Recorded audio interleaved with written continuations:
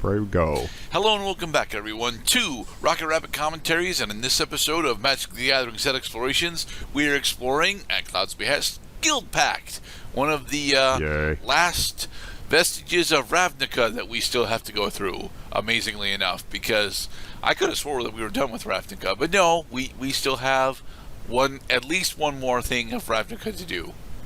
Huh. Yes, Ravnica is not quite done with us yet, and to think that despite all the Ravnica that we've explored, there is still some unexplored frontier. Well, you and I don't actually do all that much exploration on Golgari or Simic while we're in Ravnica because, they're much more difficult to play.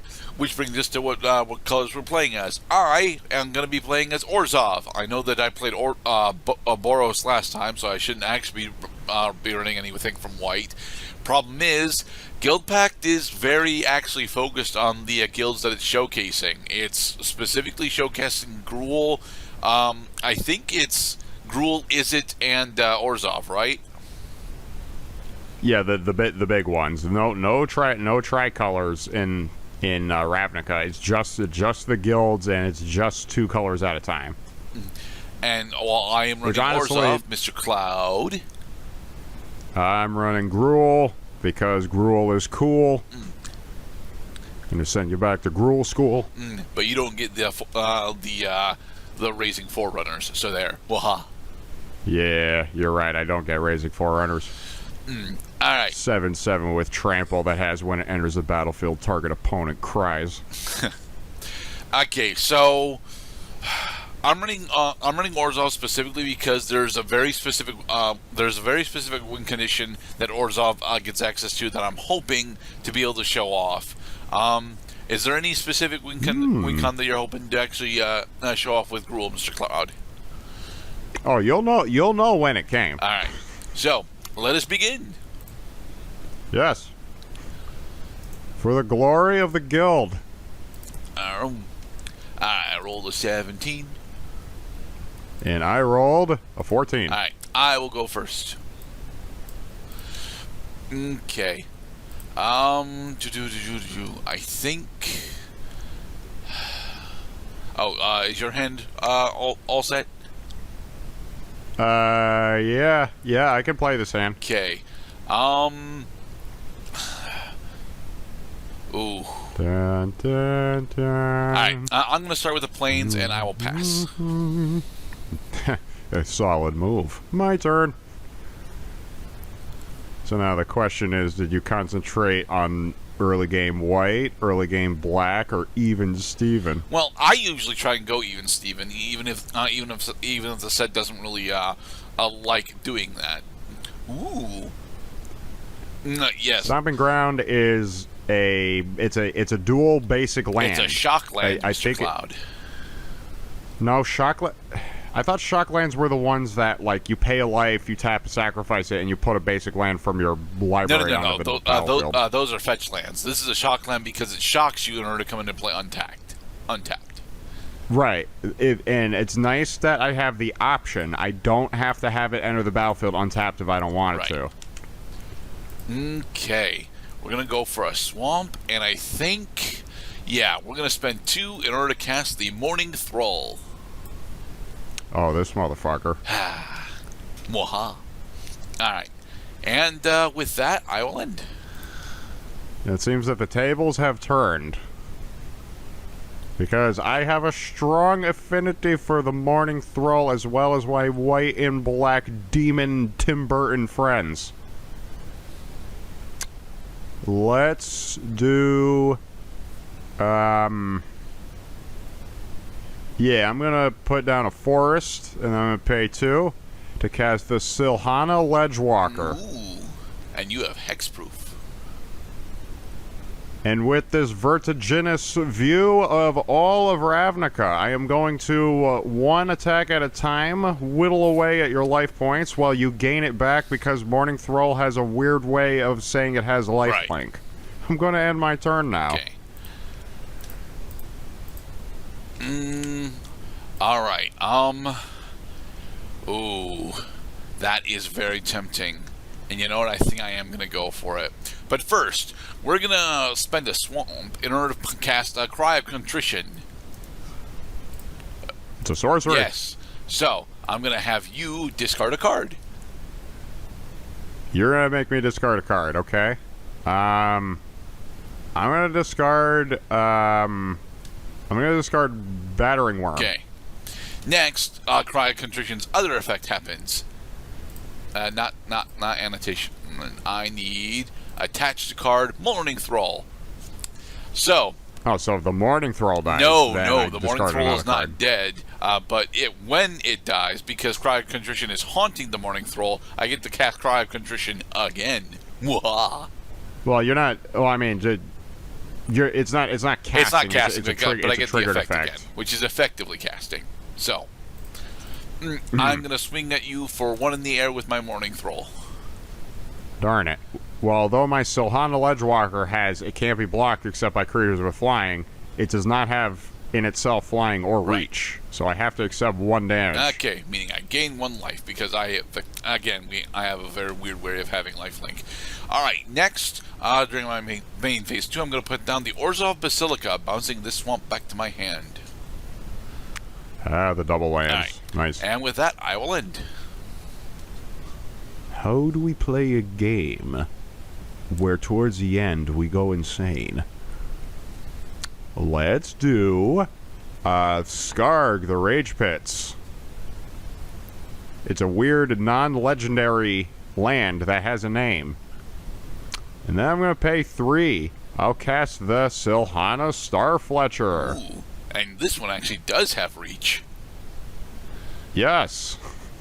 Which means your Mourning Thrall now has an opponent. Now I'm going to not fly into you for 1, except this creature can only be blocked by creatures with flying. Right. Yeah. Boom. And I will declare no blockers and take 1 damage. Combat is now concluded. I'm going to end my turn. Okay. So, how do I want to deal with your Silhana?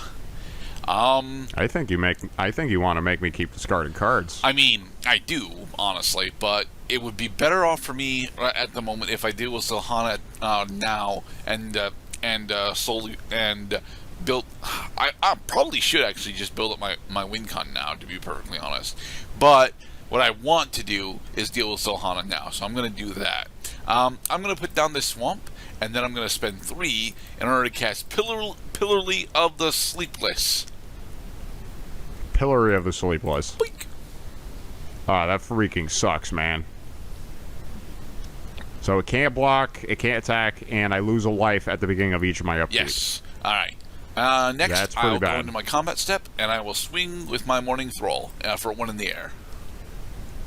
Your control methods may well keep me out of the game, but we'll see about that. Alright. With that, I will end.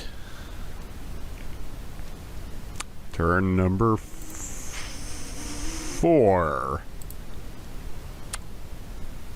Oh, that works. Yeah, that works. Okay. But first, it's my upkeep. Yep. So I lose a life. Let's tap the Silhana Starflight because I could still use it. I could still use its activated abilities. Oh crap! But I can't add green because I chose red. Yeah, I was supposed to declare a color when Silhana Starfletcher entered the battlefield. And you did. You've got the annotation for it. Well, I have it now. I didn't have it on time. And no, I did not base my decision based on information that I had after the fact. If you're playing Silhana Starfletcher in red and green, then you should probably pick red for the color. Now the question is, how do I do this? Because I can't, again, I can't tap the Starfletcher for any color other than red mana. Right. So I'm going to pay 2 red and no, but that still doesn't work. Damn it. Or does it? I haven't made a land play yet. I forgot about that. Okay, so that means I have to play the Stomping Ground and shock it. Shocking and rocket, baby. Enters the battlefield untapped. Now I'm going to tap the Starfletcher for a red and tap a forest, and I'm going to cast the Gruul Guildmage. Okay.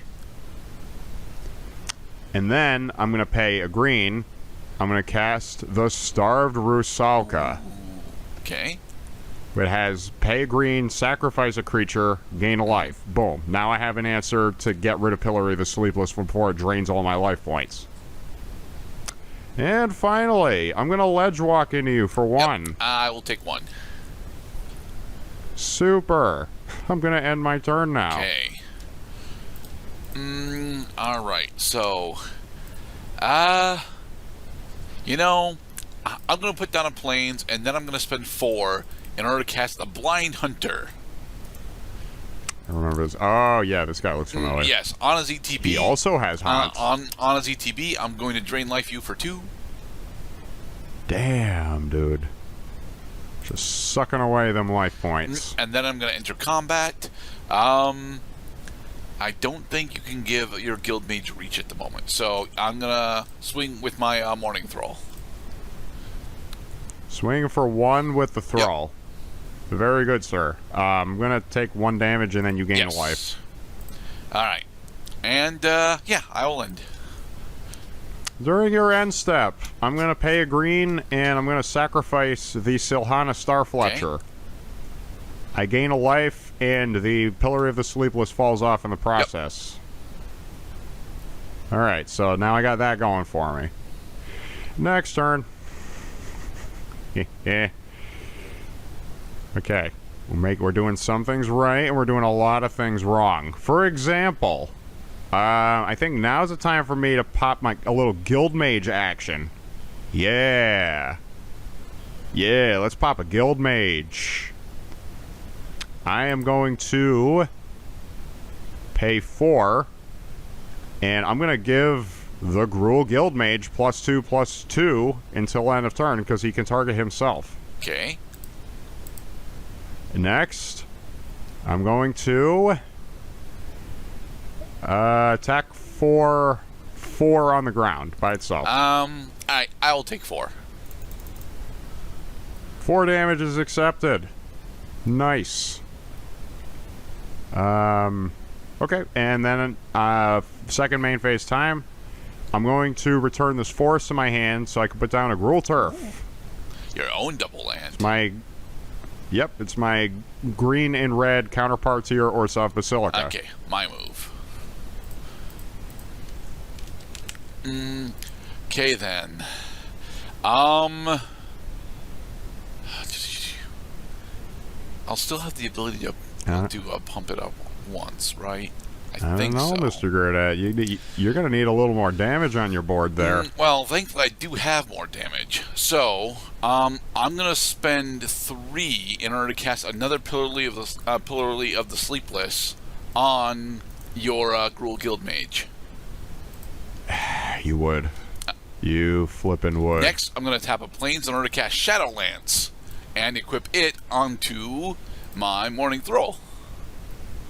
So, and it now has first strike, but you can give it. I can give it +2/+2. But it has shade breathing. And you do indeed have white and black open. Nice. All right. So I'm going to enter combat, and I'm going to swing at you for 3 in the air.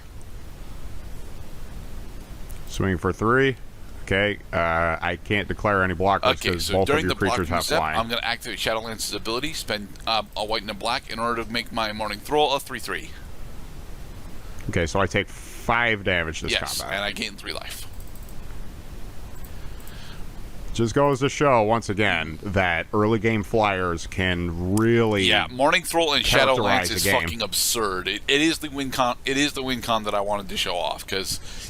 and it's so easily accessible. Oh, yeah. All right, I'm going to end my turn.